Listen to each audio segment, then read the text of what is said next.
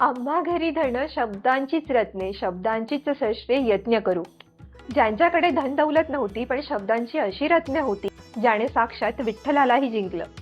विचार करा, तुम्ही तुमची सर्व मेहनत एका कागदावर उतरवली आहे आणि कोणीतरी सांगतं की हे सगळं संपवून टाक.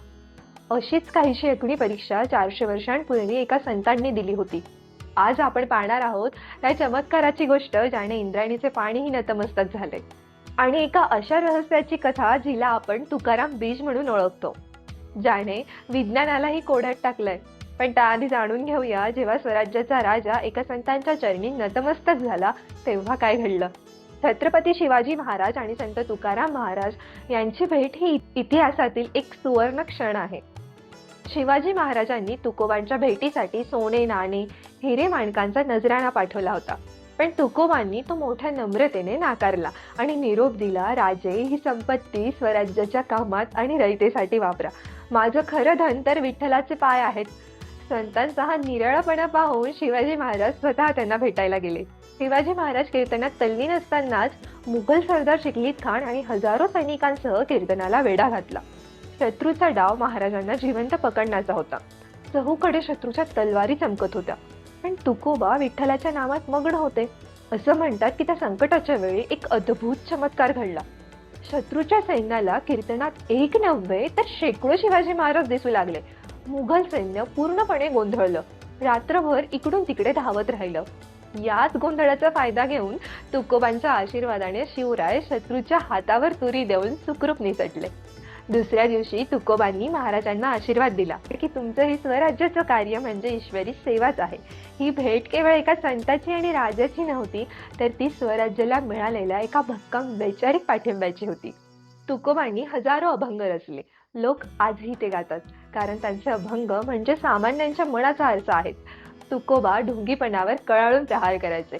ते म्हणायचे, जे का रंजले गांजले त्याची म्हणे जो आपुले, तोची साधू ओळखावा. त्यांनी देव मंदिरात नाही तर माणसात शोधायला शिकवलं. वृक्षवल्ली आम्हा सोयरी म्हणत रे, म्हणत त्यांनी निसर्गाशी नातं जोडलं. त्यांचे शब्द साधे होते, पण त्याचा अर्थ अथांग होता. म्हणून वारकरी आजही म्हणतो, तुका म्हणे म्हणजे सत्याची पावती. पण हाच गोडवा काही लोकांना सहन होत नव्हता. मंबाजी भटांसारख्या लोकांनी तुकोबांवर आरोप केला. शूद्राने काव्य रचणे हा अधर्म आहे. विरोध इतका वाढला की तुकोबांना एक भयानक शिक्षा सुनावण्यात आली. तुकाराम, जर तुझे अभंग खरे असतील तर ते या इंद्रायणी नदीत बुडवून टाक. जर तुझे दैवत खरं असेल तर तो या वह्या वाचवेल. जरा विचार करा, त्या वह्या म्हणजे तुकोबांच्या काळजाचे तुकडे होते. वर्षानुवर्षाची मेहनत आणि विठ्ठलाचे नाव हे सगळं नदीत फेकून द्यायचं. तुकोबांचे मन हेलावले, पण त्यांनी हार मानली नाही. त्यांनी आपल्या सर्व वह्या घेतल्या, त्यांना जड दगड बांधला आणि जड अंतकरणाने त्या इंद्रायणीच्या डोहात सोडून दिल्या. धप असा आवाज झाला आणि त्या वह्या डोहात गडप झाला. लोक हसत होते, पण तुकोबा शांत होते. त्यांनी ठरवलं, जर माझा विठ्ठल माझ्या शब्दाचे रक्षण करू शकला नाही तर या आयुष्याचा काय उपयोग. तुकोबा तिथेच नदीकाठी एका दगडावर बसले. त्यांनी अन्न त्यागलं, पाणी त्यागलं. विठ्ठला, जर माझे शब्द तुझे आहेत तर त्याची रक्षा तुलाच करावी लागेल. 1 दिवस गेला, 2 दिवस गेले, बघता बघता 13 दिवस उलटले. तुकोबांचं शरीर थकलं होतं, पण विठ्ठलाच्या नामाचा गजर थांबला नव्हता. आणि मग 13व्या दिवशी दुपारी अचानक नदीच्या डोहात काहीतरी हालचाल झाली. पाण्याचे बुडबुडे वर येऊ लागले आणि चमत्कार घडला. दगडाचं वजन असूनही त्या वह्या एखाद्या कागदाच्या नावेसारख्या पाण्यावर तरंगू लागल्या. जेव्हा लोकांनी त्या वह्या बाहेर काढल्या, तेव्हा सर्वांच्या अंगावर काटा आला. 13 दिवस पाण्यात असूनही त्या वह्यांचा एकही कागद ओला झाला नव्हता.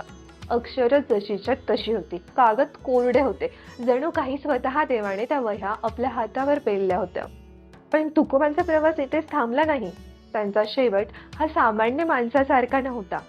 फाल्गुन वैद्य द्वितीयेला, ज्याला आपण तुकाराम बीज म्हणतो, त्या दिवशी देहूमध्ये एक अजब घटना घडली. असं मानलं जातं की तुकोबांनी आपला देह त्यागला नाही, तर सदैव वैकुंठाला गेले. त्यांनी सर्वांचा निरोप घेतला आणि म्हणाले, आम्ही जातो आमुच्या गावा, आमुचा राम राम घ्यावा. वारकरी परंपरेनुसार त्यानंतर एक दिव्य विमान आकाशातून आले आणि तुकोबा त्यात बसून अदृश्य झाले.